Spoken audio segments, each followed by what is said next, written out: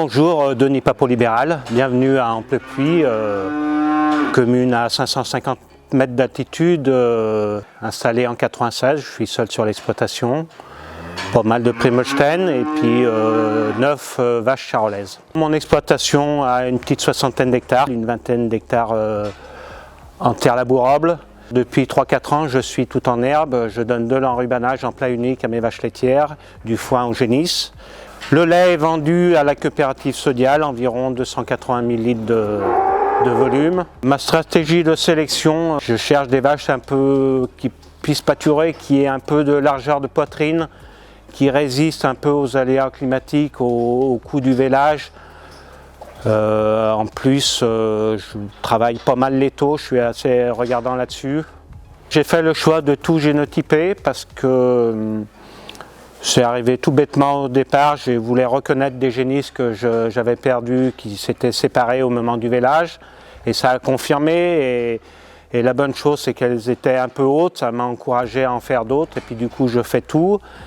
Parallèlement, j'utilise tout du sexé maintenant. Alors ça me permet de choisir plus vite. L'aspect économique est important. En plus, vu que c'est génotypé, on peut dire que celle à 170, elle a une valeur, celle qui est un peu moins, elle a un peu moins. Ça, je pense que c'est vendeur.